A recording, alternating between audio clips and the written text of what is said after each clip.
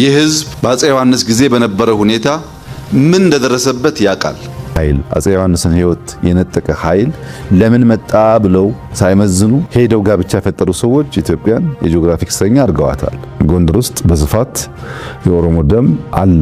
የአማራ ህዝብ እንደ ህዝብ በጠላትነት ፈርጆ የኖረው ማን ነው? እነዚህን የአብይ አህመድ ንግግሮች ብቻ በመመልከት የሰውየውን የመተላለቅ ፖሊሲ በሚገባ መገንዘብ ያልቻለ እሱ ከፖለቲካ ሰፈር መራቅ የሚገባው መሆን አለበት። አማራ ገዳይ፣ ሌላ ጊዜ ደግሞ በሱዳን ተገዳይ እያደረጉ ያቀርቡታል። ከጥቂት ዓመታት በፊት ሱዳን በጦርነት አግዛኝ ትግራይን ወጋሁ ብለው በፓርላማ የሱዳንን መንግስት በይፋ እንዳላመሰገኑ አሁን ደግሞ ትግራይ ለምን ከአፄ ዮሐንስ ገዳዮች ከሱዳኖች ጋር ገጠመ ይላሉ። እርስዎ ከ5 ዓመታት በፊት ከሱዳን ጋር ተባብረው ትግራይን ሲወጉ ያኔ አፄ ዮሐንስ አልተገደሉም ነበርን የሚለውን ቀልደኛ ጥያቄ እንለፈው። አብይ አህመድ አሊ የሰሜን ጎንደር ነፃ አውጪ መስለው ለመታየት የሚያደርጉትን ጥረት ሲቀጥሉ ወልቃይትን ለጎንደር አመጣሁለት፣ ጎንደርም ከጎንደር ወልቃይት እየተመላለሰ ነው፣ ለጎንደር መገጭ የሚባል ግድብ ሰራሁለት፣ ጎጃም እየተቃወመኝ፣ ለጎንደር የፋሲልን ግንብ አደስኩለት፣ የጎንደር ፒያሳን አዳነች አበቤ ልኬ ኮሪደር ልማት አሰራሁለት፣ ጎንደር ከኦሮሞ ጋር የተጋባ ነው፣ ኦሮማራን የመሰረት ነው፣ ጎንደሬው አምባቸውና እኔ ኦህዴዱ ነበርን፣ የኦሮማራ አልጋ ሳይጸና የአማራ ቢምቢዎችና ትንኞች ውጊያ ከፍተው እረፍት ነሱን። አሁንም መፍትሄው ኦሮማራ መሆን አለበት እንጂ እንዴት አማራ ከትግራይ ጋር ተጣምሮ አየዋለሁ ሲሉ ከርመው ባሳለፍኑ ቅዳሜ ማለዳ ደግሞ በዚያው በወልቃይት አቅጣጫ ሸረሪና በተሰኘው ቦታ ጦርነት ከፍተው ግማሽ ቀን ለበለጠ ጊዜ ተዋግተው ኢትዮጵያውያንን ለሞት ዳርገዋል። አብይ በዚያ ግንባር ለምን ጦርነቱን መክፈት አስፈለጋቸው የሚለው ጥያቄ ውስብስብ ማብራሪያን አይጠይቅም። የጠቅላይ ሚኒስትሩ ፍላጎት ትግራይ ወልቃይትን ሊወስድ ሲመጣ እኔ ለጎንደር ስል እየተፋለመ ሆነውና ጎንደር ሆይ ጉድበልልኝ ለማለት ነው።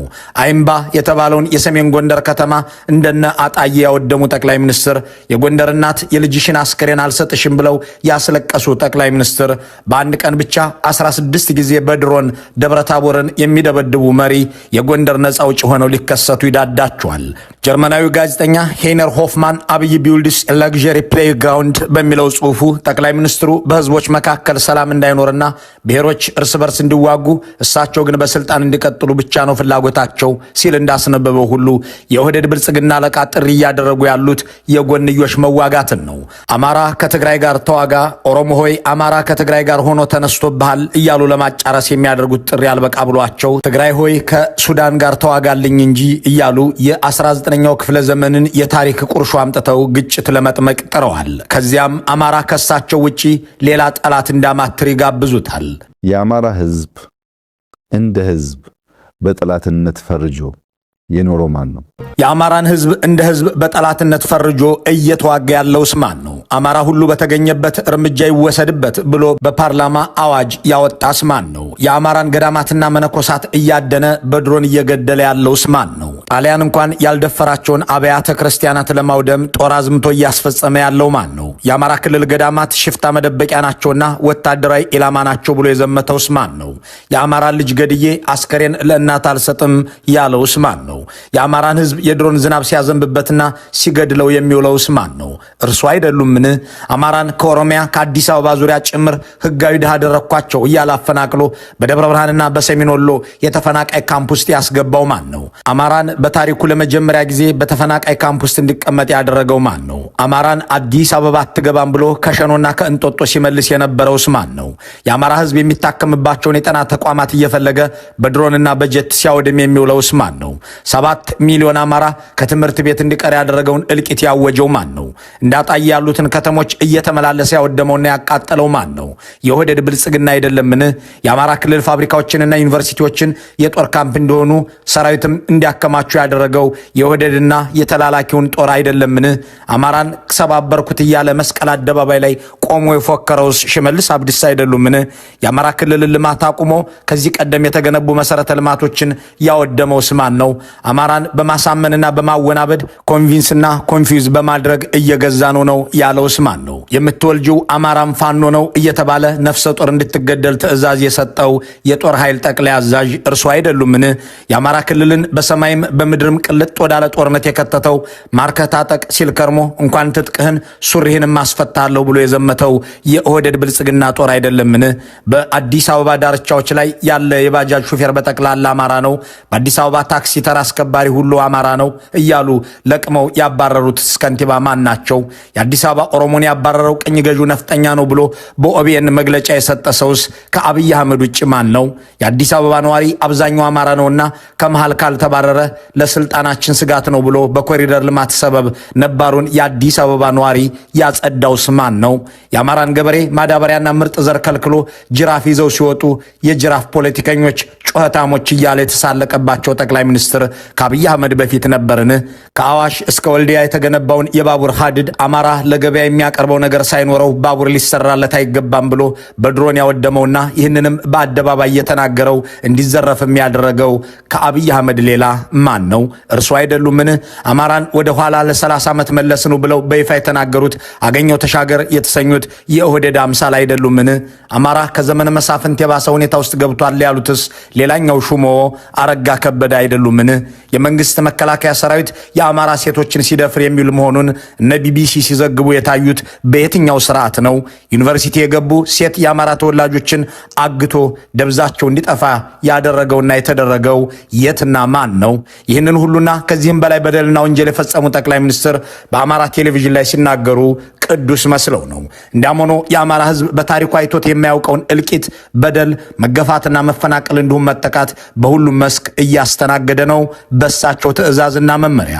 እንኳን የኢትዮጵያ መንግስታት ወራሪው ጣሊያንም የኦህዴድ ብልጽግናን ያህል የገደለው የበደለውና ያፈናቀለው አይደለም የአማራን ህዝብ። እኔ ለአማራ ያደረግኩትን ከኔ በፊት በነበሩት 20 ዓመታት ውስጥ እንኳን አልተደረገለትም ይላሉ። በእርግጥ የአማራ ህዝብ ከሳቸው በፊት በነበሩት 20 ዓመታት ብቻ ሳይሆን በመቶ ዓመታቱም ውስጥ በሴቶቹ፣ በእሴቶቹ፣ በእምነት ተቋሞቹ፣ በትምህርትና ጤና ተቋሞቹ ላይ የአብይ አህመድን ያህል በደል ያደረሰበት የለም። እሳቸው ሊያነሱት በሞከሩት በ20 ዓመታት ውስጥም ቢሆን መለስ ዜናዊ አንድም ቀን አንድ መከላከያ ወታደር ጦርነት ለማካሄድ ይቅርና ለአጭር ሰዓት ኦፕሬሽን እንኳን በአማራ ክልል ውስጥ አሰማርተው አያውቁም።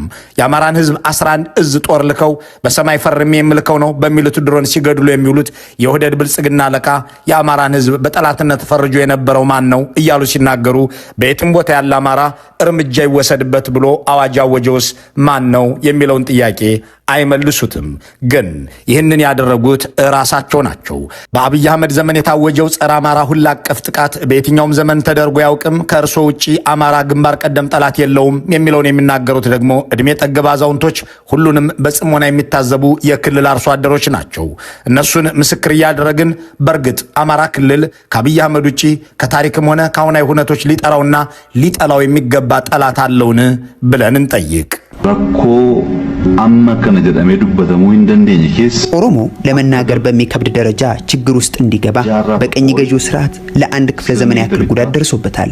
እንደ ጎሳ አብቹና ገላን ከመሬት በማፈናቀል ብቻ ሳይሆን መብታቸው ተረግጦ ማንነታቸው ተገፎ ኦሮሞነታቸውንና የመሬት ባለቤትነታቸውን በመንጠቅ ፊንፊኔ የኦሮሞ ብርትና የማንነት ነጸብራቅ መሆኗ በጊዜ ሂደት እንዲረሳ ትልቅ ስራ ተሰርቷል። ይህንን የሚናገሩት ነፍጠኛው ኦሮሞን አፈናቀለ እያሉ በቀደመ ታሪክ የአሁኑ ህዝብ እንዲወጋ እንዲበሳጭና እንዲጋጭ የአሁኑ ትውልድ አማራና ኦሮሞ እንዲጋደል የሚፈልጉት ጠቅላይ ሚኒስትር በመንግስታዊው ኦቢኤን በኦሮምኛ የሰጡት ቃለ ምልልስ ነው።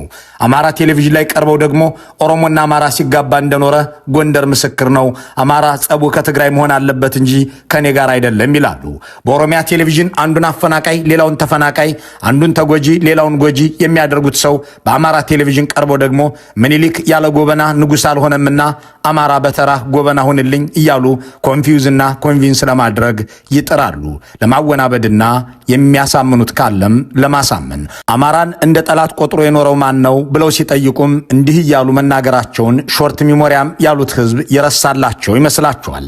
የአማራ ህዝብ በአሁኑ ወቅት እርስ በርሱም እንዲጋደል ከጎረቤቶቹም ጋር ጦር እንዲማዘዝ ከሚቀሰቅሱት ጠቅላይ ሚኒስትር በላይ 10 እዝ ጦር አሰማርተው በምድር በሰማይ ከሚገድሉት ከአሁናዊ ጠላቱ ከአብይ አህመድ ውጪ ከታሪክም ታሪክም ሆነ ከዘንድሮ የፖለቲካ ኃይሎች ባላንጣነትን አያማትርም የሚለው ራሱ የክልሉ ገበሬ ነው። አሁን ያለው አብዛኛው የአማራ ክልል ህዝብ የመከላከያ ወታደርን በቴሌቪዥን እንጂ በአካል አይቶት አያውቅም ነበር። በአብይ አህመድ ዘመን ግን መከላከያ የሚባለውን ጦር የአማራ ገበሬ ሚስቱን ሲደፍርበት፣ በትዳር አጋሩ ገላ ላይ ልጁን ሲገድል፣ በደጃፉ ላይ በሬውን ሲገድል፣ በበረቱ ላይ እያየው ነው። የአማራ ገበሬም ይላል የድሮ መንግስት ወደ ማሳይ የሚልክልኝ የሚያግዘኝን የግብርና ባለሙያ ነበር። የአብይ አህመድ መንግስት ግን እኔን ከነከብቶች የሚገድል ከነ ልጆችም የሚረሽን ጦር ነው እያለ የተገደሉ ልጆቹን ፎቶ ይዞ በተሰበረ ልብ ይናገራል። 10 ቀንድ ከብት 4 የጋማ ከብት ዘር አሳጥቶ እኔንም ባድማ አጥፍቶ ገበሬን አውድሞ ገሎ ማንን ሊመራ ነው? እሱ ምን እስተሚሆን ነው የሚጠብቀው? ያለ መንግስታት እንዴት መንገድ አይሰጠውም ወይ? እንዴት አያቅበውም ወይ? የድሮ መንግስቶች እኮ ጥሩ ሆነው ታቅበው ሲለቁም በፍታዊ አቅማቸው ውጪ ነው ብለው አንድ ነገር ሳያጠፉ ገበሬውን ሳይጨቁኑ ገበሬውን ንጹሃኑን ዜጋን በቃ በሞራል በድል እያገዙን አይዟችሁ በርቱ፣ ስሩ፣ አልሙ፣ በልማት ታገሉ፣ ቆፍሩ፣ እረሱ እያሉ ሲያግዙን ነበር። ይሄ ግን እንኳንስ ሊያግዝ ቀርቶ እያወደመ በሉት እያለ እየጨፈጨፈን እኒህ አርሶ አደር እረኛውን ልጃቸውን ከነከብቶቻቸው በድሮን የገደለባቸውን የአብይ አህመድን አገዛዝ እያማረሩ ነው። በስም ጠርተው ራሳቸውን ጠቅላይ ሚኒስትሩን። ለእኒህ አባት ከኒህ ጠቅላይ ሚኒስትር በላይ አፄ ዮሐንስንም ሆነ ሌላ ሰውን ጠላት ሊሆናቸው አይችልም።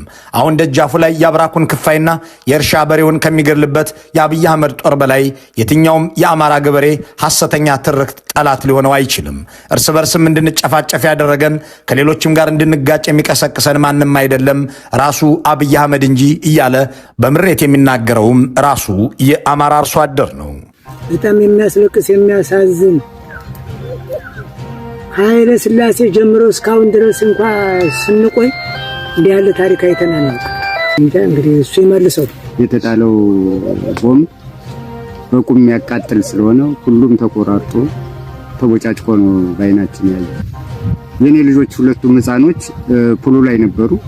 እግዚአብሔር አምላክ አባት ያጎይ ሆኖ አትርፎልኝ ነው። 1 እና 2 እየተባለ ጭፍጨፋ ጀምላ ጭፍጨፋ ያዚ ከዚህ በላይ ምንም የለን ብለን ነው እኛው እንደ ኋላ ሲደርስበት ነው የምናውቀው እንጂ ትግሬን እሷን እንድትጣላ አማራ ጋር አደረገ። እሷም እንድትጨፈጨፍ እኛም እንድንጨፈጨፍ አደረገ። አጨፋጨፈ ላይ ጋብ ሲልበት ኃይሉ በመመንመኑ በማየቱ ትግሬን ደግሞ እሱ ወሮሞን ደግሞ አማራው መደብ እኮ ያንተን እናጡቷን የቆረጠ ነው ይቆርጥ ነበር አማራው እያለ ደግሞ በጎደኛ ያስተምር ነው። ይሄን የሚያደርገው ማን ነው? አውታንቱ መሪው ሰሪው ፈጣሪው አድራጊው እሱ አብይ አህመድ። አብይ ጦርነት የከፈቱት በእነዚህ አርሶ አደሮች ላይ ነው። የአብይ ጦር የሚገድለውም የእነዚህን ሰዎች ልጆች፣ ሚስቶች እንዲሁም ከብቶች ነው። የአብይ አህመድ ድሮኖች የሚያወድሙት የእነዚህን ገበሬዎች ማሳ ነው። የአብይ አህመድ ፓርላማ አማራ በተያዘበት ሁሉ እርምጃ ይወሰድበት የሚል አዋጅ ያወጀው በእነዚህ አርሶ አደሮች ቤተሰብና ዘመድ ላይ ነው። እሳቸው ግን የአማራ ሕዝብ ጠላቱ ታሪክ የሆኑ መሪዎች እንጂ እኔ አይደለሁም ባይናቸውና አማራን ጠላት አድርጎ የኖረው ማን ነው ሲሉ አይናቸውን ጠበብ እያደረጉ ይጠይቃሉ። ይህንን የሰማ አንድ የአማራ አርሶ አደር ግን አማራ በተገኘበት ሁሉ እርምጃ እንዲወሰድበት በፓርላማ አዋጅ ያወጀስ ማን ነው ብሎ ቢጠይቅ አብይ አህመድ አቤት ማለት አለባቸው። ለማኝነትም ምስለኔያቸው ጌዲዮን ጢሞቴዎስ ያነበቡት የማይረሳ አዋጅ ምስክር ነው። በዋነኝነት አዋጁ ተፈጻሚ የሚሆነው በአማራ ክልል ውስጥ ነው። ነገር ግን እንደየአስፈላጊነቱ ይህንን ሁኔታ ለመቆጣጠር አስፈላጊ ነው ተብሎ ሲታመንበት በሌሎችም የሀገሪቱ አካባቢዎች ተፈጻሚ ሊሆን እንደሚችል በአንቀጽ 3 ተመላክቷል። አሁንም ለአብይ አህመድ የሚቀርበው ጥያቄ አጭርና ቀጥተኛ ነው። ለመሆኑ ግን አማራ ክልል ውስጥ ያለ አማራ ብቻ ሳይሆን በሌሎች የኢትዮጵያ ክፍሎችም የሚኖር አማራ እርምጃ ይወሰድበታል ብሎ የአስቸኳይ ጊዜ አዋጅ በፍትህ ሚኒስትሩ በኩል ያስነበበ ጠቅላይ ሚኒስትር ከእርስዎ ውጪ ማን ነው? የአማራ ተወላጆች ሁሉ ባሉበት እርምጃ ይወሰድባቸው ዘንድ በወጣው በዚህ አዋጅ በአዋሽ፣ በአዲስ አበባ፣ በሲዳማ፣ በጎንደር፣ በኮምቦልቻ፣ በባህር ዳርና በሌሎችም አካባቢዎች በሺዎች ወደ እስር ቤት እንዲጋዙ በየጎዳ በየጎዳናው እንዲረሸኑ፣ የዩኒቨርሲቲ መምህራን በመንገድ ላይ፣ ለፍቶ አዳሪዎች በስራቸው ላይ፣ አርሶ አደሮች በማሳቸው ላይ ያለ ምህረት እንዲገደሉ እያደረገ የቀጠለውስ ማን ነው? የአማራ ገበሬ አትግደሉኝ፣ ማዳበሪያና ምርጥ ዘርም አትከልክሉኝ ብሎ የእርሻ ጅራፎቹን ይዞ ሲወጣ የጅራፍ ፖለቲካ ጩኸታም እያለ የዘለፈውስ ማን ነው?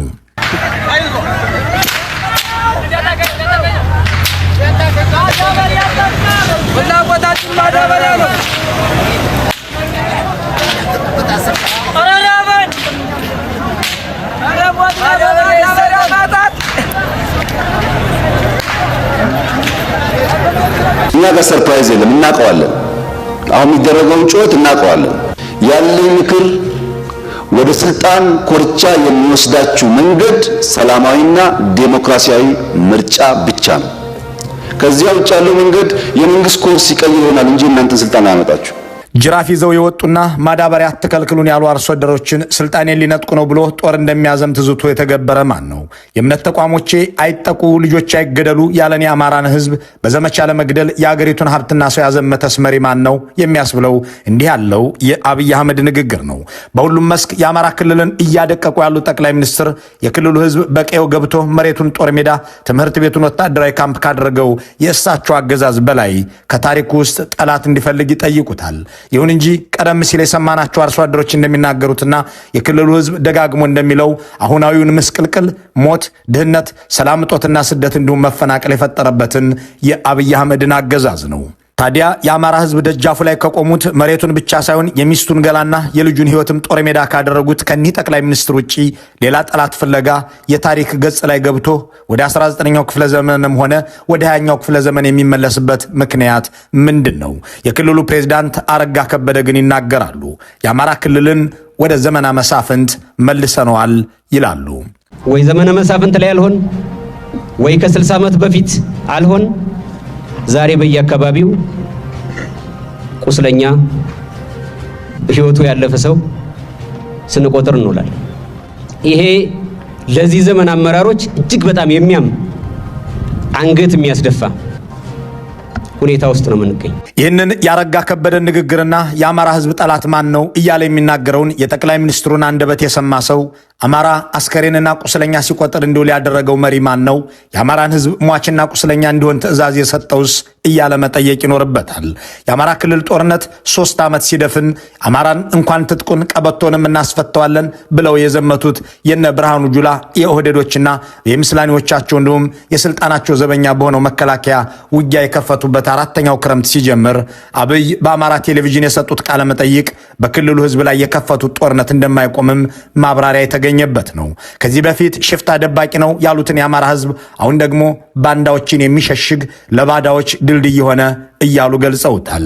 ሀገር የሰራ ሀገር የጠበቀ የባዳና የባንዳ ሚና የሚገነዘብ ህዝብ ስለሆነ መጀመሪያ ባንዳዎቹን ይሰብስብ፣ ለባዳዎች ድልድይ እንዳይሆኑ ይብቃችሁ ይበላቸው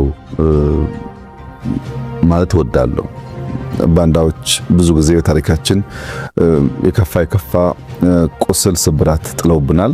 እነዚያን በቃችሁ ብሎ መምከር፣ መገሰጽ፣ መመለስ ይጠበቅበታል። ለባዳዎች ድልድይ ሆነው ጥፋት እንዳያመጡ የበኩሉ ሚና እንዲጫወት አደራ ማለት ፈልጋለሁ። በዚህ ንግግራቸው የአማራ ህዝብ ሆይ የምገድልህ የባንዳዎች ምሽግ የባዳዎች ድልድይ ስለሆንክ ነው እያሉ ነው። ከዚህ ቀደም ህዝብ ለምን ይገድላሉ ሲባሉ ሽፍታ እየደበቀ ስለሆነ የሚል ምክንያት እንደሰጡት ሁሉ አሁንም ትንኝና ቢምቢ ሲሉ የፈረጁትን ኃይል የባንዳ ምሽግና የባዳ ድልድይ እንደሆነ አድርጓልና ትክክለኛ ወታደራዊ ኢላማ ነው፣ እናም ይጠቃና ይመታ ዘንድ የተገባ ነው እያሉ ናቸው። እንዲህ እያሉ እየተናገሩ ደግሞ ሌላ ጠላት ፈልግ እንጂ እኔስ ጠላት አይደለሁም ሊሉት ይሞክራሉ። ማንን ከማን ጋር ማጋጨት እንደሚገባም ሲያስረዱ አማራ ከኦሮሞ ጋር መስራትና ኦሮሞራ ማለት ሲችል የተቀደሰ አማራ ከትግራይ ጋር ሲወዳጅ ግን የተራከሰ ነው ማለታቸው ሳያንስ የአፄ ዮሐንስን ታሪክ እንዳሻቸው አንድ ጊዜ በትግራይ ክልል እንደ ብሔር እንድንጠፋ አንፈቅድም በሚል መፈክር የተለያዩ አካባቢዎች ላይ ስብሰባዎች እየተደረጉ ናቸው። ህልውናችን በብልጽግና መፈራረስ ላይ ይረጋገጣል የሚሉት እነዚህ ስብሰባዎች ላይ ደግሞ የህወሓት ከፍተኛ አመራሮች የዝግጅት ንግግሮችንም አስተላልፏል። የብልጽግናው አገዛዝ ትግራይ ላይ እርምጃ ወሰዱልን በሚሉ የቀድሞ የክልሉ አመራሮች ታጅቦ ከፍ ያለ ፕሮፓጋንዳ ዘመቻ ላይ ይገኛል። ይህንን ጉዳይ በስፋት እንመለከታለን። አቶ ሽመልስ አብዲሳ ዳግም ሲዝቱ ተሰምቷል። የኦሮሞ ነጻነት ጦርን ከውስጣችን የበቀለ አረም የአማራና የትግራይ ኃይሎችን ደግሞ የኦሮሞ ጠላቶች እያሉ አቅርበው ጽምዶ የተሰኘውን ጥምረትን ሲያወግዙም ተሰምተዋል። የኦሮሞ ነጻነት ጦር በበኩሉ የአብይ አህመድ ሌላ የፖለቲካ ወንጀል ያለውን ጉዳይ አሳውቋል። ሰሙታላችሁ። ጀነራሎች ወደ አውደ ውጊያ የተላኩበት ጦርነት በአማራ ክልል እየተደረገ ቀጥሏል። አገዛዙ በከባድ መሳሪያ ድብደባ የሚያደርሰው ጉዳትም እንዲሁ። የአማራ ኤሊትና ባለሀብት በዚህ ጸረ ህዝብ በሆነ አገዛዝ ላይ ለሚደረግ ትግል ምን አበርክቷል ሲሉ የሚጠይቁት ደግሞ አቶ ገዱ አንዳርጋቸው ናቸው። እንቃኘዋለን። የአብይ አህመድ አገዛዝ ህግን አስከብርልን በሚል ሴራ ትግራይ ላይ ጦርነት ለመክፈት እያደረገ ያለው ዝግጅት መቆም አለበት ሲል ፓርቲው አሳወቀም።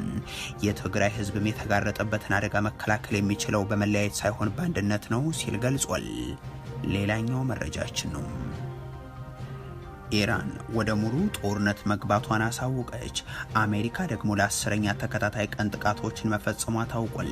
በአንድ ወር ውስጥ 100 የሚጠጉ የአሜሪካ ወታደሮች በኢራን ጥቃት መጎዳታቸው ሲነገር፣ ኢራን ደግሞ በእነዚህ ባለፉት ቀናት ጥቃቶቿም የጦር ጀቶችን ጭምር ማውደሟን አሳውቃለች። የተወደዳችሁ የኢትዮ ፎረም ቤተሰቦች አብራችሁን ስትቆዩ እነዚህን እና ሌሎችን መረጃዎችን ታደምጣላችሁ። ሰናይ ቆይታ ይሆንላችሁ። ጀነራሎች ወደ ግንባር የተላኩበት ጦርነት በአማራ ክልል እየተደረገ ቀጥሏል። አገዛዙ በከባድ መሳሪያ ድብደባ የሚያደርሰው ጉዳትም እንደዚሁም። የአማራ ኤሊትና ባለሀብቱ በዚህ ጸረ ህዝብ በሆነ አገዛዝ ላይ ለሚደረግ ትግል ምን አበርክቷል ሲሉ የሚጠይቁት ደግሞ ገዱ አንዳርጋቸው ናቸው። የፋኖ ኃይሎች ጠንካራ ይዞታዎች ናቸው በሚል በተለይም በጎጃም ቀጠና ደጋዳሞትን ጨምሮ በጮኬ ዙሪያ ባሉ አካባቢዎች በርካታ የጦር ክፍሎችን ያሰማሩ አገዛዙም እንደ ሌትናንት ጀነራል መሐመድ ተሰማና ሜጀር ጀነራል ብርሃኑ ጥላሁን ያሉ የእዝ አዛዦችን እንደዚሁም እንደ ብርጋዴር ጀነራል ሶፊያን መሐመድና እንደ ብርጋዴር ጀነራል አዲሱ መሐመድ ያሉ የኮር አዛዦችን በማሰማራት ሲዋጋ መሰንበቱና አሁንም መቀጠሉ የሚታወቅ ነው። የመከላከያ ሰራዊቱ በጎጃም የአርሶ አደሩ ቀይ ላይ የሚያደርሰው የከባድ መሳሪያ ድብደባን ተከትሎም የመኖሪያ ቤቶች እየወደሙም ሰላማዊ ነዋሪዎችና የአርሶ አደሩ እንስሳቶችን መገደላቸውን በጀብድነት የሚያቀርቡ የጦር አዛዦችም አሉ። የጮቄ ሰንሰለታማ ተራራዎችን ማዕከል በማድረግ የሚከናወነው የዚህ የከባድ መሳሪያ የታገዘ ውጊያ ስለመቀጠሉም የብርሃኑ ጥላሁን የጦር ክፍል አሳውቋል። በክልሉ ተመሳሳይ ዘመቻ እየተደረገባቸው ካሉ አካባቢዎች መካከል የወሎ ቀጠና አምባሰል በተለምዶ ቀበሌ 18 ተብሎ የሚጠራው ስፍራም፣ በሰሜን ወሎ መርጦ እንደዚሁም እዚየት በር ተብሎ በሚጠሩ ስፍራዎች ላይ የሚከናወኑትም የሚጠቀሱ ናቸው። በሰሜን ሸዋ ዞን ከትናንት በስቲያ በባሶና ወረዳ የጸጥታ ቢሮ ምክትል ኃላፊም ከተገደሉ በኋላ የፋኖ ኃይሎች እንጃ ቆረር ላይ የመንግስት አድማ ብተናና የሚሊሻ አባላት መገኛ ላይ ጥቃት ማድረሳቸውን የገለጹበት ደግሞ ሌላኛው የጦርነቱ ገጽታ ነው። በክልሉ ጦርነት የአማራ ህዝብ ላይ የዘምቱ ዘንድ ከተላኩ ወታደራዊ አመራሮች ውስጥ አንዱ የሆኑት የ6ኛ እዝ አዛዥ የሆኑት ሜጀር ጀነራል ብርሃኑ ጥላሁን ፋኖና ኦላ ተጣምረዋል በማለት በምሬት ሲናገሩም ተደምጠዋል። በሸኔም በጽንፈኛ ኃይልም በአሁኑ ሰዓት በገዛ ህዝባቸው ላይ ግፍ እየፈጸሙ ናቸው። በተለይ ደግሞ ምስራቅ ጎጃም አካባቢ ያለው የጽንፈኛ ኃይል ሸኔም በተመሳሳይ በተለይ ሁለቱ አሁን ተቀናጅተው የሚሰሩት ወንጀል ከባድ ነው ለሀገራችንም ለህዝባችንም። ከሁሉም በላይ ደግሞ የሚያስጠላው ከዚህ ከውጭ ኃይሎች ጋር ተቀናጅተው ትናንትን ተሻግረው ስለ አፄ ዮሐንስና ስለ ፋሽስቱ ጣሊያን ጥፋት የሚያወሩት የብልጽግናው ሰዎች ዛሬ ከፋሽስቱ ጊዜ ባሰ ጥፋትን በህዝቡ ላይ እያደረሱ ግን ቀጥለዋል። የቀድሞ የጠቅላይ ሚኒስትሩ አማካሪና የውጭ ጉዳይ ሚኒስትር የነበሩት ገዱ አንዳርጋቸው ደግሞ ይህንን የአማራ ትግል ሲሉ በገለጹት ሁነት ውስጥ የልሂቃኑንና የባህል ሀብቱን ሚና ይጠይቃሉ። በጫካ ገብተው ህይወታቸውን በሰጡ ወጣቶች ዙሪያ ከማውራትና ከነሱ ከመጠበቅ ባሻገር እኛ ስለ ልሂቃኑ በያለንበት ምን አደረግን ሲሉም ያነሳሉ። አሁን እነዚህ ትግል እያካሄዱ ያሉትን ልጆች በየት ወጡ በየት ወረዱ ብሎ የነሱን ነው የሚጠብቀው እንጂ የበኩሉን አስተዋጽኦ ለማበርከት ስለ አማራ ጉዳይም ጥልቀት ባለው መንገድ ተወያይቷል፣ መክሯል፣ የጋራ ኮንሰንሰስ ገንብቷል ብዬ አላስብም። በቂ አይደለም። አማራ ካለው እንደ ማህበረሰብ ኢትዮጵያ ውስጥ ትልቅ ማህበረሰብ ነው። የአማራ ባለሀብቶች ምን ያህሎቹ ናቸው ለአማራ ኮዝ ድጋፍ የሚያደርግ? በትግራይ ክልል እንደ ብሔር እንድንጠፋ እንፈቅድም በሚል መፈክር በተለያዩ አካባቢዎች ስብሰባዎች እየተደረጉ ናቸው። ህልውናችን በብልጽግና መፈራረስ ላይ ይረጋገጣል የሚሉት እነዚህ ስብሰባዎች ላይ ደግሞ የህወሓት ከፍተኛ አመራሮች የዝግጅት ንግግሮችን አስተላልፏል። የብልጽግናው አገዛዝም ትግራይ ላይ እርምጃ ውሰዱልን በሚሉት የቀድሞ የክልሉ አመራሮች ታጅበው ከፍ ባለ የፕሮፓጋንዳ ዘመቻ ላይ ይገኛል። በልሳናቱ በኩል በየቀኑ የሚያስተላልፋቸው የጥፋት መልእክቶችም የዚህ ማሳያ ናቸው። በሌላ በኩል በትግራይ ክልልም የተለያዩ ስብሰባዎች እየተከናወኑ ሲሆን የህወሓት ከፍተኛና መካከለኛ አመራሮች የሚመሯቸው የትግራይ ህልውና የሚረጋገጠው በብልጽግና መደምሰስ ላይ እንደሆነ የሚገልጹም ሆኗል። በበርካታ ከተሞች እየተካሄዱ ካሉ መድረኮች መካከል ባንዱ የተገኙት አብርሃም ተከስተም መሰል ጭቆናና የህልውና አደጋ ውስጥ ከገቡ የኢትዮጵያ ህዝቦች ጋር በመሆን ብልጽግናን ወደ መቃብር የምናወርድበት ጊዜ አሁን ነው ሲሉ ተደምጧል። ብልጽግና ይህበናን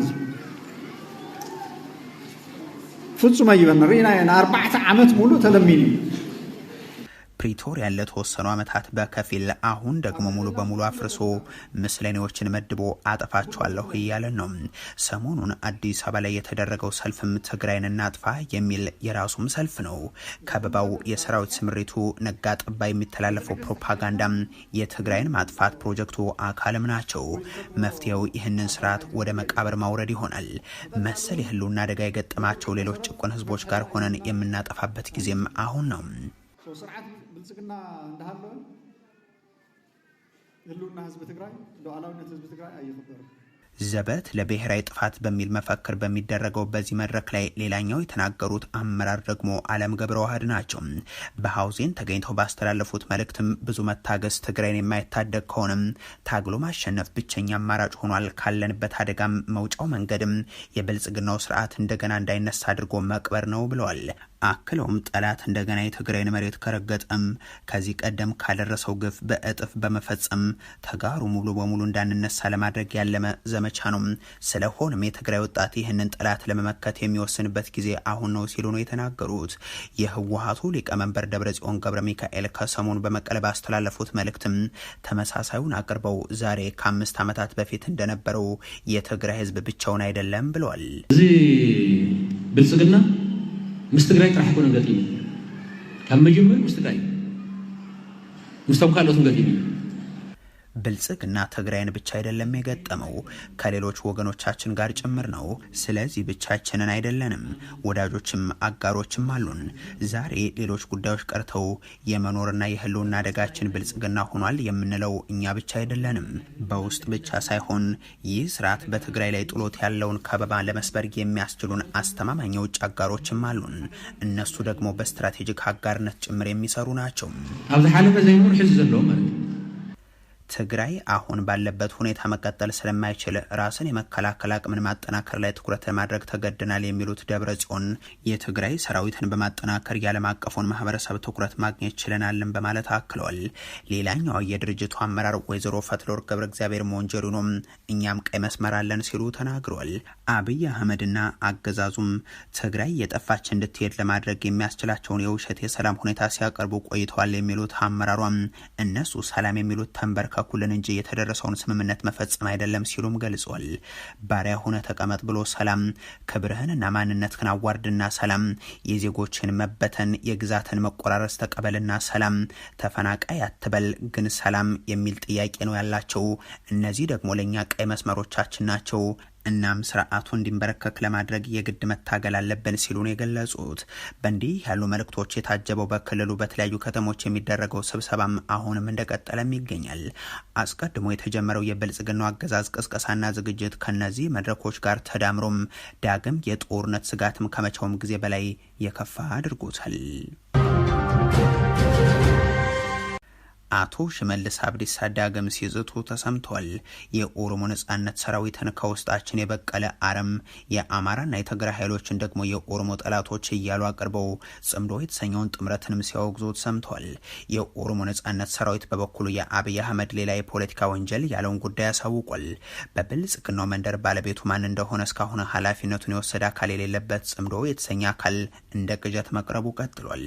በዚሁ አገዛዝ ትርጓሜ መሰረት እንደ ፋኖ ቲዲኤፍ፣ ኦላ፣ አጉጉሞ፣ ኦብነግ፣ የቤንሻንጉል ኃይሎችና ሌሎችም ቀጠናዊ ኃይሎች ያሉበት ነው የሚባለው ይሄው ጥምረት ለስልጣናችን አደጋ ነው ማብራሪያዎች ዋነኛ አጀንዳዎች ሆነው ቀጥሏል። አቶ ሽመልስ አብዲሳ በጨፌው ተገኝተው ያቀረቡት ዛቻም ዳግም አታንበረክኩንም፣ እየተጣመሩብን ነው፣ የኦሮሞ ጠላቶች ተነሱብን ወዘተ የሚሉ ነጥቦች የተነሱበት ሆኗል።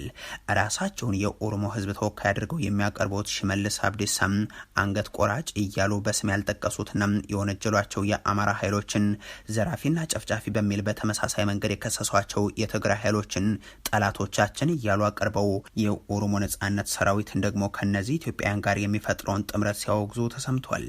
ከዛም በኃይል ገልብጣችሁን ስልጣናችንን አትነጥቁንም፣ ህዝቡ አውቋቸዋል ወዘተ እያሉ ዛቻቸውን አስከትለዋል። ወሊት ጨመደምት እና ጨመደመን ሞ ነማፍቆቱ ፋላ ወሊት ጨመደመን ቆትዮኒ ቶኮ ከራ ባሃት ቆትዮኒ ቶኮ ከራ ሊጣት ጨመደመ አንድ ላይ ተጣምሯል። የተጣመሩት ደግሞ ከፊሎቹ ከወደ ምስራቅ ከፊሎቹ ከወደ ምዕራብ ነው።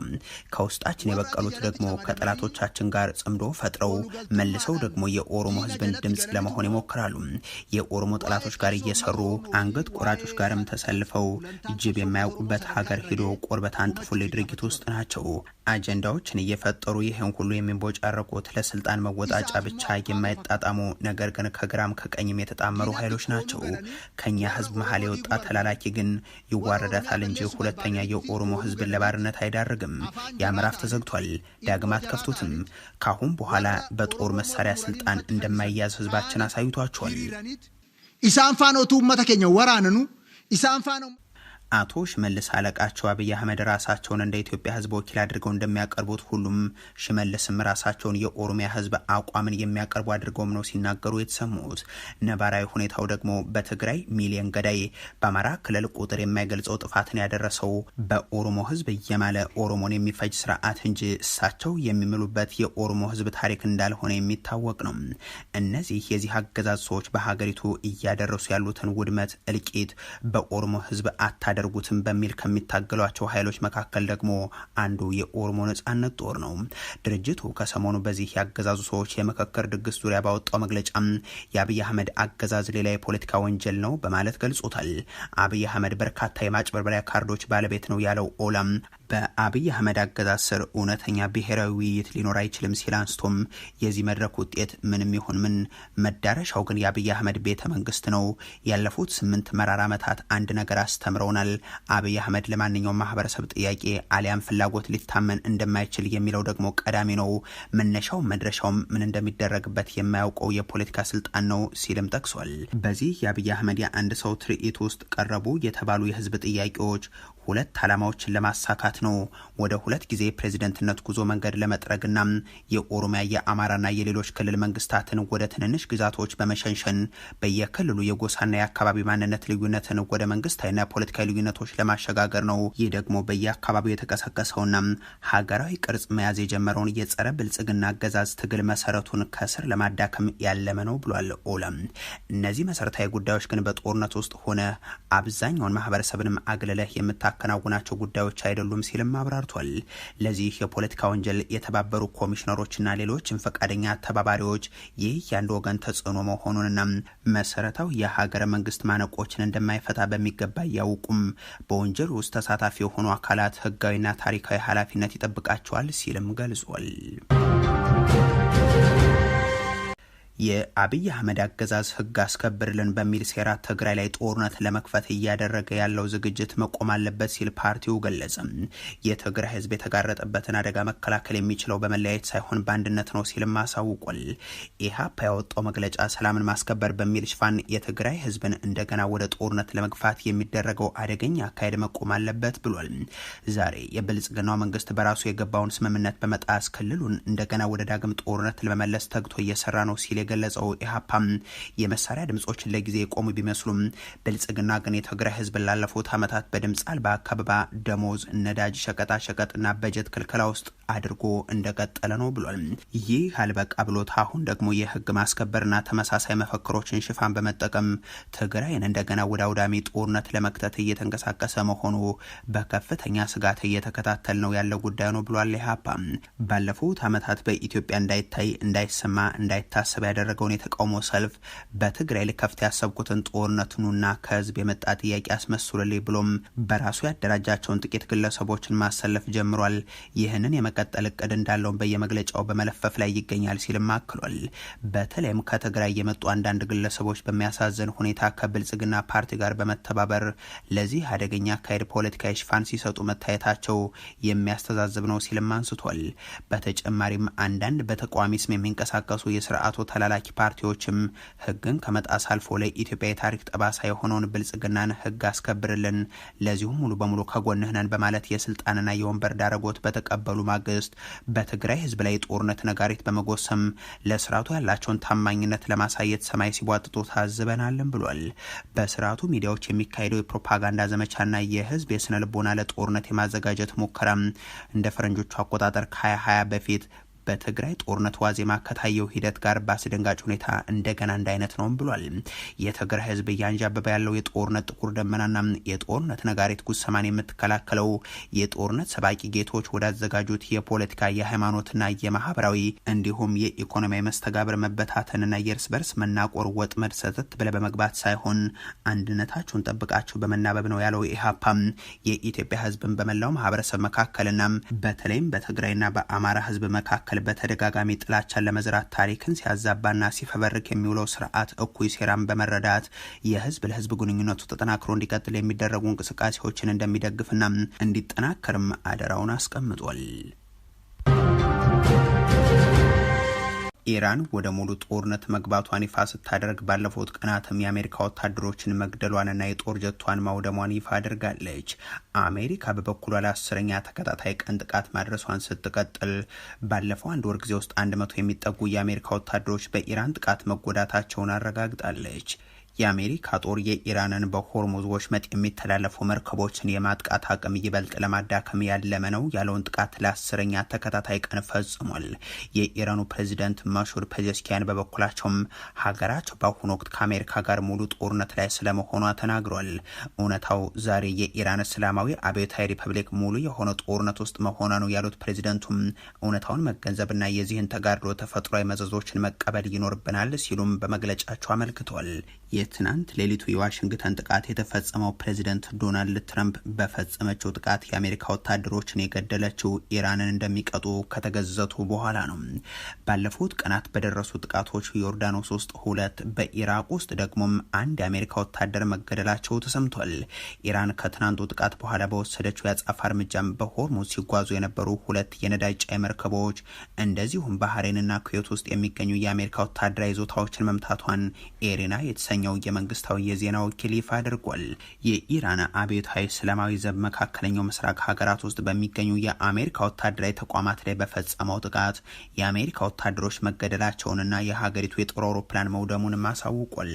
አሜሪካ እየፈጸመችባት ላለው ተከታታይ ጥቃት ኢራን እየወሰደች ባለው የአጸፋ እርምጃም ዮርዳኖስ፣ ኩዌት እና ባህሬን ውስጥ የሚገኙ የአሜሪካ ይዞታዎችን ኢላማ እንዳደረገችም ትገልጻለች። ኢራን ባለፉት ቀናት ከተፈጸሙት የኢራን ጥቃቶች መካከል ዮርዳኖስ ውስጥ በሚገኘው የአሜሪካ ሰራዊት ጦር ሰፈር ላይ የደረሰው ጉዳት በርካታ ወታደሮች መገደላቸውንም የአብዮታዊ ዘቡ መግለጫ ያመለክታል።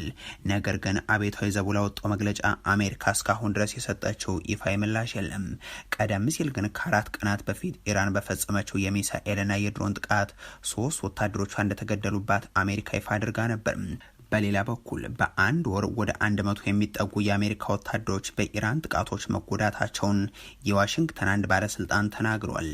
ኢራን በዚህ ወር በመካከለኛው ምስራቅ በሚገኙ የአሜሪካ የጦር ሰፈሮች በፈጸመቻቸው በርካታ የአየር ጥቃቶች ነው እነዚህ የሰራዊት አባላት ጉዳት ደርሶባቸዋል የተባሉት። የፔንታገን ኃላፊ ቃል አቀባይ የሆኑት ሲን ፓርኔል ካለፈው ሰኔ ወር መጨረሻ ወዲህ 100 የሚሆኑ ሰራተኞቹ የተለያየ መጠን ጉዳት እንደደረሰባቸው አረጋግጧል። አብዛኛው ጉዳት ቀላል መሆኑን የገለጹት ቃል አቀባዩም 96% የሚሆኑት ወደ ስራ ገበታቸው ተመልሰዋልም ብለዋል። ባለፈው ሳምንት ብቻ በርካታ የአሜሪካ ወታደራዊ ሰራተኞች በዮርዳኖስ የጦር ሰፈር መጎዳታቸውም ተዘግቧል። ሀገሪቱ መንግስት አልባ የመሆን ዋዜማ ላይ በመሆኗ የኢትዮጵያ ኃይሎች ለሽግግር ሂደት በጋራ እንዲቆሙ ሲሉ አመራሩ ጠየቁም። ጠቅላይ ሚኒስትሩም ፕሬዝዳንቱም መንግስታቸው ሰላምን ማስከበር እንደተሳነው አምነው ማህበረሰቡን ሲያስጠነቅቁ ተሰምቷል። በአማራ ክልል የሚደረጉ ውጊያዎች ሲቀጥሉ በዘፈቀደ በተፈጸመ የከባድ መሳሪያ ድብደባም ያርሶ አደሩ የቁም ከብቶች ጭምር መገደላቸው ተነግሯል። በቀዳሚነት ወደ እናንተ የሚደርሰው መረጃ ይሆናል። ህወሓት ያቃዣቸው ነው ሲሉ ምክትል ሊቀመንበሩ ገለጹ። ህወሓት እንደምትሉትም ባዶ ቀፎ ከሆነም ከሌለም በየመድረኩ ስለምን ትናገራላችሁ ሲሉም ጠይቀዋል። ይህንንም ይዘናል። የአማራ ሙሴ ነኝ ያሉት ኮሎኔል ደመቀ ዘውዱ የእርሻ መሬት አላገኘሁም ያለ ነጻነት ምን ያረጋል እያለን ነው ሲሉ ተናገሩ። የአብይ አህመድ ፈላስፋ የሆኑት ዳኛቸው አሰፋ ደግሞ የተከዜ ዘብ አባል በመሆኔ ከአሜሪካ ትኬት ልላክልህ ተባልኩ ብለዋል። ሰሙታላችሁ። የብልጽግናው አገዛዝ ተጨማሪ ኃይልን ወደ ድንበር እያላከ መሆኑ ተገለጸም። ይህ በእንዲህ እንዳለ ፍርድ ቤቱ በጀነራሉ ላይ የሞት ፍርድ መፍረዱ ተነግሯል። ሌላኛው መረጃችን ነው። የአሜሪካ ጦር ኢራንን መደብደቡን ሲቀጥል የነዳጅ ዋጋም እያሻቀበ ነው። በሌላ በኩል ኢራን የባህረ ሰላጤው ሀገራት ላይ የምታደርሰውን ጥቃት አስፋፍታለች። እንቃኘዋለን። በደቡብ አፍሪካም ህገወጥ ስደተኞች ላይ ዘመቻ ከተከፈተ ወዲህ 53,000 በላይ የሚሆኑ የውጭ ዜጎች ተባረሩ። የተወደዳችሁ የኢትዮ ፎረም ቤተሰቦች አብራችሁን ስትቆዩ እነዚህንና ሌሎችን መረጃዎችን ታደምጣላችሁ። ሰናይ ቆይታ ይሆንላችሁ። አገሪቱ መንግስት አልባ የመሆኑ ዋዜማ ላይ በመሆኗ የኢትዮጵያ ኃይሎች ለሽግግር ሂደት በጋራ እንዲቆሙ ሲሉ አመራሩ ጠየቁ። ጠቅላይ ሚኒስትሩም ፕሬዝዳንቱም መንግስታቸው ሰላምን ማስከበር እንደተሳነው አምነው ማህበረሰብን ሲያስጠነቅቁም ተሰምቷል። በአማራ ክልል የሚደረጉ ውጊያዎች ሲቀጥሉ በዘፈቀደ በተፈጸመ የከባድ መሳሪያ ድብደባም ያርሶ አደሩ የቁም ከብቶች ጭምር መገደላቸው ተነግሯል። ላለፉት ሳምንታት በክልሉ የነበረው ውጊያ መልኩ ወደ ፋኖ ኃይሎች የተደረገ ዘመቻ በመንግስት ሰራዊት በኩል በፋኖ ኃይሎች በኩል ደግሞ እነዚህን ጥቃቶች የመከላከልና መልሶ የማጥቃት የካምፕና የጉዞ ላይ ውጊያዎች ነበሩ። ይህ ቀጥሎ አሁንም በወሎ ቀጠናም አምባሰል በተለምዶ ቋሆ ተብሎ በሚጠራ አካባቢ በርካታ ወታደሮች እንቅስቃሴ ላይ በነበሩበት ወቅት ድንገተኛ ውጊያ ተቀስቅሶ ከፍ ያለ ሰብአዊ ጉዳት አጋጥሟል። ከጋሸና ወደ ላሊበላ በመጓዝ ላይ የነበሩ ወታደሮችም እንዲሁ ደፈጣ ጠብቋቸዋል። በተመሳሳይ በአማራ ሳይንት ደንሳ ቀጠናም ይሄው ድንገተኛ ጥቃት በቁጥር በውል ያልታወቁት መጎዳት ምክንያት መሆኑ ታውቋል። የአገዛዙ ኃይሎች በዚህ አካባቢ ያጋጠማቸውን ጉዳት ተከትሎ በተለይም ከመካነ ሰላም ወደ ገጠራማ አካባቢዎች የፈጸሙት የዘፈቀደ የከባድ መሳሪያ ድብደባም በአርሶ አደሩ ቀዬ በተለይም የቁም እንስሳትንም የገደለ መሆኑም ተገልጿል። ተመሳሳይ የከባድ መሳሪያ ድብደባ ከተፈጸመባቸው ስፍራዎች መካከል ሰሜን ሸዋ ዞን መርሐቤቴ ቀጠና ከትናንት በስቲያ የደረሰው የሚጠቀስ ሲሆን በዚህ አካባቢ ደግሞ አንድ መምህር መገደላቸው መዘገቡ የሚታወስ ነው። የኮማንዶ የአገዛዙ ኃይል በዚህ ቀጠና በተደረገው ውጊያ የፋኖ አመራሮችን ጭምር ገድያለሁ ማለቱም አይዘነጋም። የፋኖ ኃይሎች በአንጻሩ በአካባቢው የተገደሉ አመራሮቻቸውን በተመለከተ ማረጋገጫ ሰጥተው የብልጽግናው አገዛዝ 3 የኮማንዶ አመራሮች ተማርኳል፣ በርካታ ሰራዊትም ተደምስሷል፣ ብሬንን ጨምሮ የቡድንና የነፍስ ወከፍ መሳሪያዎችም ተገኝተዋል ይላሉ። በክልሉ የሚካሄደው ጦርነት በእንዲህ ያለ መልኩ በቀጠለበት በዚህ ጊዜም ጠቅላይ ሚኒስትሩ ደግሞ ወደ ጎጃም ደብረ ማርቆስ መጓዛቸው የሚታወቅ ነው። ለጥቂት ደቂቃዎች ተገኝተው የአማራ ህዝብን ሽፍታ ደባቂ ብለው የገለጹበትን የኤርፖርት ግንባታ ምርቃት ላይ መታደማቸውም እንዲሁ በዚሁ የጎጃም ክፍል ሰራዊታቸውን እንዲመሩላቸው የላኳቸውና የመደቧቸው የ6ኛ እዝ አዛዡ ሜጀር ጀነራል ብርሃኑ ጡላሁን ደግሞም አብይ አህመድ ቆሞ የተናገረበት መድረክ የፋኖ ኃይሎች ካምፕ ነበር፣ ደምስሰናቸው አብይንም ኤርፖርቱንም አቆምንበት እያሉ ተናግሯል። በትናንቱ የደብረ ማርቆስ ቆይታቸው ጠቅላይ ሚኒስትሩ የተለመደው ከፋፋይ ንግግራቸው እንደተጠበቀ ሆኖ ትሪሊዮኖችን ከህዝብ እየሰበሰበ ያለ መንግስት ነኝ ብሎ የሚጠራው አገዛዛቸው የዜጎችን ወጥቶ የመግባት ዋስትና መስጠት የተሳነው ሰላምን ማስፈን ያቃተው ዋና ዋና መንገዶችን ሳይቀር መጠበቅ የቸገረው ስለመሆኑ ግን አረጋግጠዋል። በአባይ ሸለቆ አካባቢ አሊዶሮ አካባቢ የሸፈተውንና ወደ አዲስ አበባ አላሻግርም ያለውን ሽፍታ በጋራ ታግለን ማስወገድ ሲገባን ከዚህ ደጀን መሄድ እንዳንችል ተጨማሪ ሽፍቶች ማበራከታችን ተገቢ ጉዳይ አይመስለኝም። ጭራሽ ወደ ቀያችን ወደ ሰፈራችን ሽፍቶች የተበራከቱ ሰዎች በነጻነት ከቦታ ቦታ ተንቀሳቅሰው ስራ መስራት ወደማይችሉበት ደረጃ መድረሳችን ለሁላችንም አጠያያቂ ጥዩፍ የማይገባ ልንማርበት የሚገባ ጉዳይ ይመስለኛል። በዚህ ንግግራቸው ላይ የመንግስታቸውን አቅም ማጣት ማመናቸው እንደተጠበቀ ሆኖም ማህበረሰቡን ሽፍታ ደባቂ አድርገው ማቅረባቸው ግን ትኩረቱን የሳበ ሆኗል። በእርግጥ ከዚህ በፊትም ሽፍታ እየደበቃቸው ሰላም አምጣት ትበሉኝ ሲሉ አማረው ያውቃሉ። ይህ የብልጽግናው አገዛዝ ቁጥጥር ማጣት በክልሉ የሚላላኳቸው አቶ አረጋ ከበደን በተመሳሳይ ህዝቡ እየተሰቃየ ነው፣ እሾህና ሜካላ በቀለብን፣ ህዝቡ ኃላፊነቱን ይውሰድ እያሉ የተናገሩለት ጉዳይ ነው። አሜኬላዎች በውስጣችን ተዘግዝገው ይገኛሉ። ይሄም ህዝባችንን በእጅጉ ለስቃይ እየዳረገ ይገኛል። ህዝባችን ቀደም ሲል እንደተገለጸው በዘራፊዎች በወንበዴዎች ንብረቱም ህይወቱም አደጋ ላይ ወድቆ ይገኛል። ይሄንን በዋነኛነት መታገልና ማስወገድ ያለብን ደግሞ ከመንግስት ኃላፊነት በላይ የህዝብ ኃላፊነት ሆኖ ይገኛል። አብይ አህመድም ይሁን ሌሎች የክልሉ ተላላኪዎቻቸው መንገዶችን መቆጣጠር ተሳነን የሚሉት አውራ መንገዶችን በሰራዊታቸው ዘግተው መሆኑን ግልብ ይሏል። በማሳያነት ጠቅላይ ሚኒስትሩ ደብረ ማርቆስ ጎጃምን ከወለጋ ከወሎም ለማስተሳሰር ቁልፍ ከተማ ናት ሲሉ ስለምን በወታደሮቻቸው ጎጃምን ከወሎ የሚያስተሳስረው አውራ መንገድን ላለፈው 1 ዓመት ከ6 ወር ዘግተው ህዝብን ያሰቃያሉ ብለው ግን እናረጋ ከበደ እንዲጠይቋቸው አይጠበቅም። ከባህር ዳር በሞጣ ወደ አዲስ አበባ የሚወስደው መንገድንስ መንግስታቸው ለግማሽ ዓመት ዘግቶ ማህበረሰቡን ያንገላታው ለምን ይሆን በሚል አቶ ተመስገን እንዲሞግቱም የሚታሰብ አይሆንም። የፋኖ ኃይሎች ቃል አቀባይ አስረስ ማረ ደግሞ አሁን የብልጽግናው ስርዓት በተለይም ሲቪል መዋቅሩ ተሽመድምደዋል ይሉና ነገ ምን እንደሚሆን እንኳን የማያውቁና ለማቀደም የማይችሉ ጀነራሎችም ፖለቲካዊ ስራውንም ንግግሩን የሚያደርጉላቸው ሆኗል ብለው በቅርቡ የተደረጉትን የነ ጀነራል አለምሸት ደግፌና የፊልድ ማርሻሉ ማብራሪያዎችን ማሳያ አድርጓል። ወታደራዊ አዛዦችን ቢሆኑ አንዳንዶቹ ደመሰስ ናቸው፣ ሌሎች ደግሞ ተጣምረው ሊያጠቁን ነው፣ ከፊሎቹም ሌላ እያሉ በመደበላል ጎራ ውስጥ ገብተዋል የሚሉት የፋኖ አመራሩም በጥቅሉ ሀገሩ መንግስት አልባ የመሆኑ ዋዜማ ላይ ነው ሲሉ ጠቁመው ኢትዮጵያን ኃይሎችም ለሽግግር ሂደት በጋራ እንዲቆሙ ጥሪ አስተላልፏል።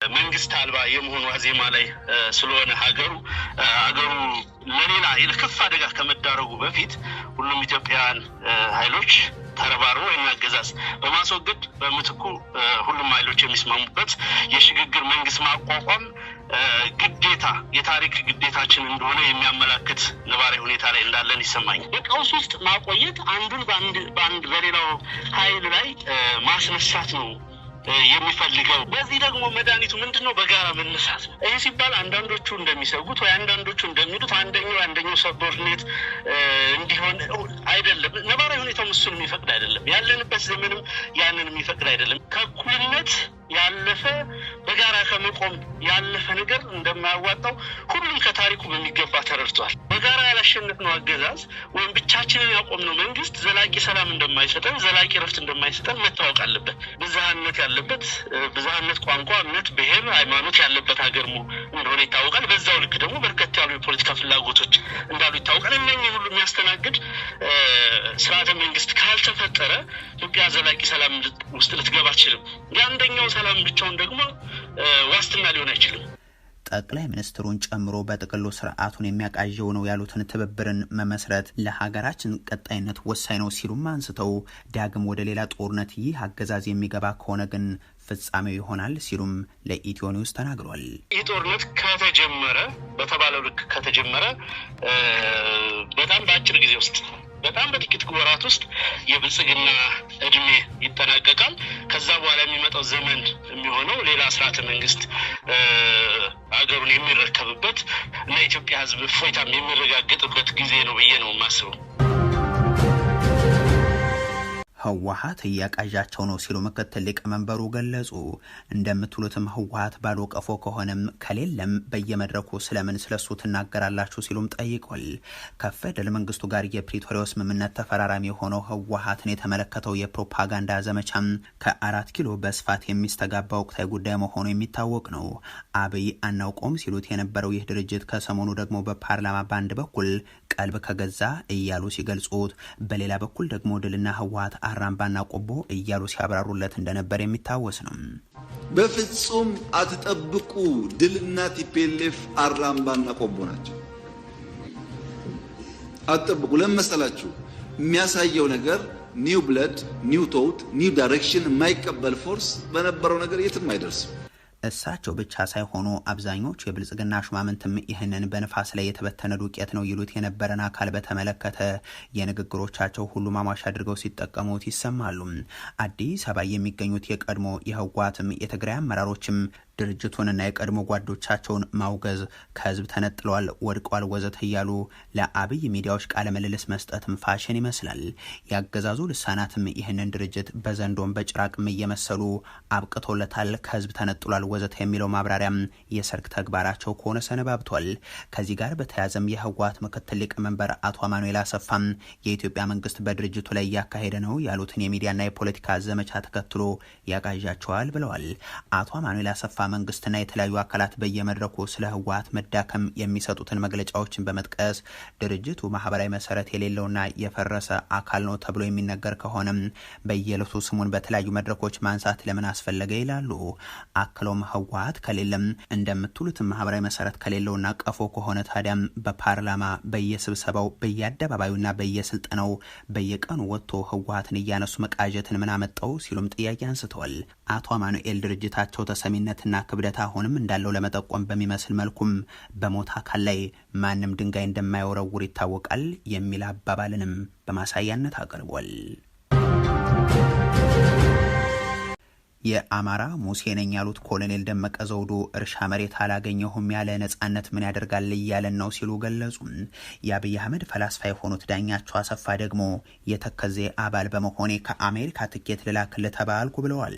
ምንም እንኳን አብይ ወደ ስልጣን እንዲመጣ ያደረኩት እኔ ነኝ ቢሉም ከፍተኛ የብልጽግና ሹማምንት ግን ሳይታደሙበት የቀሩትን ከመንግስት የጸጥታ ኃይሎች ጋር የተኩስ ልውውጥ ያደረጉበትን 10ኛ ዓመት ኮሎኔሉ አክብረዋል።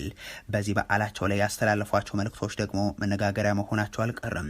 ቀዳሚው የእርሻ መሬት ያልሰጠናቸው ነጻነቱ ምን ያደርግልናል እያሉ ነው በሚል የገለጹበት ነው።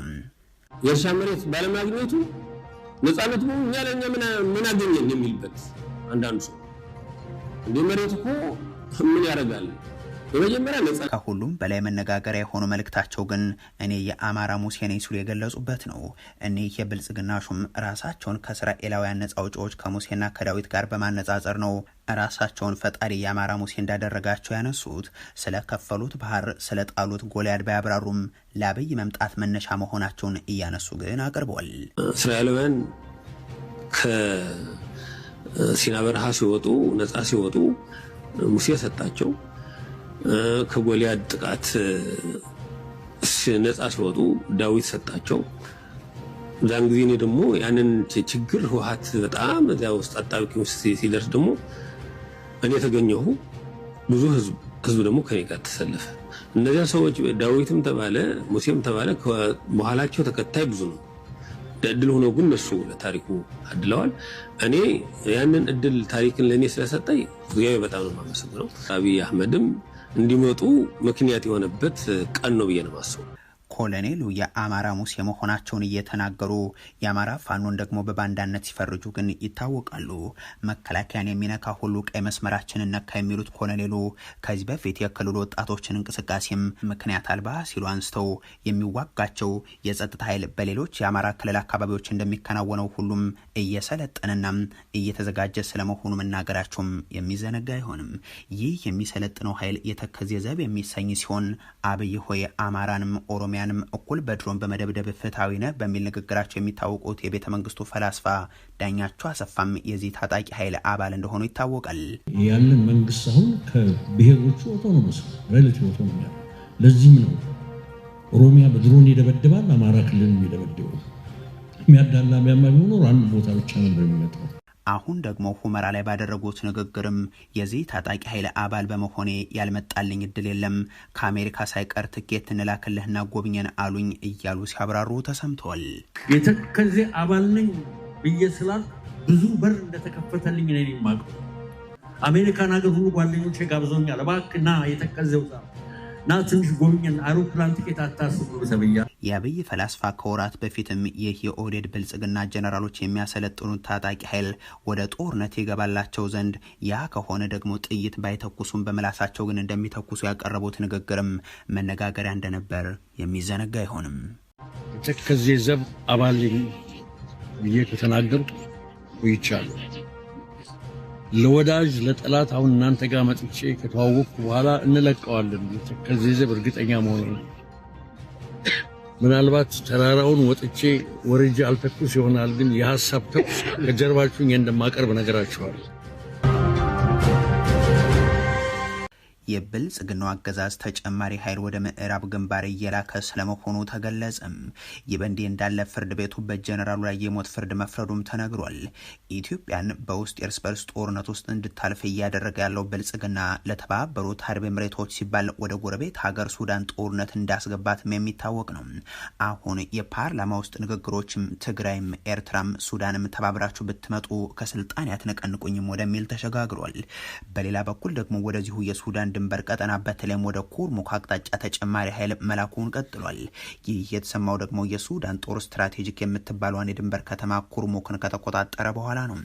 እንደ መረጃ ምንጮች ከሆነ አሁን ወደዚህ በተለምዶ ምዕራብ ግንባር እየተባለ ወደሚጠራው የቤንሻንጉል ጉሙዝ ክልል ከደቡብ ኢትዮጵያ ክልል በተለይም ከምዕራብ አባይ አካባቢ እየተሰበሰቡ ናቸው የተባሉ የክልል የጸጥታ ኃይሎች ናቸው እንዲጓጓዙ የተደረጉት። የእነዚህ የጸጥታ አካላት ተልእኮ ግልጽ ባይሆንም በቀጠለው የሱዳን የእርስ በርስ ጦርነት በቤንሻንጉል ካምፕ ያለው የፈጥኖ ደራሽ ኃይሉ ከሰሞኑ በድንበር አካባቢ የተደረገ ውጊያን ተከትሎም የቆሰሉ ወታደሮችን ያሳከመም ጥቂት የማይባል ኃይሉም ያፈገፈገው ወደ ኢትዮጵያ ግዛት ስለመሆኑ መዘገቡ የሚታወስ ነው። በዛች ሀገር ጦርነት የተለያዩ የውስጥም የውጭም ኃይሎች በተለያየ የወንጀል ድርጊት መጠን እየተከሰሱ ሲሆን የፈጥኖ ደራሽ አማጺ ኃይሉ ደግሞ በግንባር ቀደምትነት የሚነሳ ነው። ከዚህ ጋር በተያያዘ የሱዳን ፍርድ ቤት መሐመድ ሐምዳን ዳጋሎን ጨምሮ 16 የፈጥኖ ደራሽ ኃይሉ አርኤስኤፍ አመራሮችን በሌሉበት የሞት ቅጣት ፈርዷል። የፍርድ ቤቱ ውሳኔ ግለሰቦቹ በዳርፉር ክልል ፈጸሙ በተባሉት ግድያ፣ የጦር ወንጀል፣ የሰብአዊ መብት ጥሰትና በዘር ማጥፋት ወንጀሎች ጥፋተኛ ሆኖ በመገኘታቸው ስለመሆኑ የሀገሪቱ ብሔራዊ የዜና ወኪል ዘግቧል። ከፈረንጆቹ 2023ቱ የሱዳን የእርስ በርስ ጦርነት መቀስቀስ ወዲህም በታጣቂ ቡድኑ ከፍተኛ አመራሮች ላይ የፍርድ ውሳኔ ሲተላለፍ ይህ ለመጀመሪያ ጊዜ ነው። የሞት ፍርድ ከተፈረደባቸው መካከል የአማጽያኑ መሪ ዳጋሎ ወንድምና መከተል የሆኑት ኢብራሂም ሐምዳን ዳጋሎ እንደዚሁም በርካታ የጦር መኮንኖችና የጎሳ መሪዎች ይገኙበታል። ፍርድ ቤቱ የቅጣት ውሳኔውን ለጠቅላይ ፍርድ ቤት እንደሚላክና ጥፋተኞች በዓለም አቀፍ የፖሊስ ተቋም ኢንተርፖል በኩል ለማደን እንደሚንቀሳቀስም አሳውቋል። በአሁኑ ወቅት 4ኛ ዓመቱን በያዘው በሱዳን ጦርና በፈጥኖ ደራሽ ቡድኑ መካከል የሚደረገው ጦርነት በመቶ ሺዎች ለሚቆጠሩ ሰዎች ህልፈት ምክንያት ሲሆን ቢያንስ ከ11 ሚሊዮን በላይ ዜጎችን በማፈናቀልም የዓለማችን የከፋ የረሃብ ቀውስን አስከትሏል።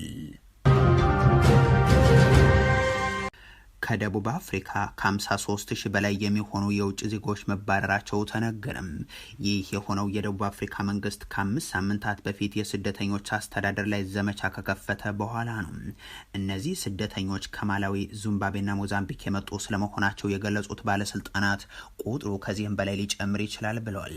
በደቡብ አፍሪካ ለተከታታይ ሳምንታት ጸረ ስደተኛ ሰልፎች ከተካሄዱ እንደዚሁም አለመረጋጋት፣ ማስፈራራትና ዘረፋ ከተፈጸመ በኋላ በሀገሪቱ ያለ ህጋዊ የስራ ፍቃድና የመኖሪያ ፍቃድ የሚገኙ ስደተኞች ላይ ሰፊ የተባለ ዘመቻ እየተካሄደ ነው። ተቋሚዎቹ በሀገሪቱ ለተፈጠረው በርካታ የስራ አጥ ቁጥር፣ የወንጀል መስፋፋትና የህዝብ አገልግሎቶች መዳከም ሰነድ አልባ ስደተኞችን ተጠያቂ ያደርጋሉ። ጥብቅ የሆነ የድንበር ቁጥጥር እንዲኖር እንደዚሁም በርካቶች ከሀገር እንዲወጡም ይፈልጋሉ። የተባበሩት መንግስታት ድርጅት ስደተኞችን ለደቡብ አፍሪካ ማህበራዊና ኢኮኖሚያዊ ችግሮች እንደ ሰበብ መጠቀምን አስጠንቅቋል።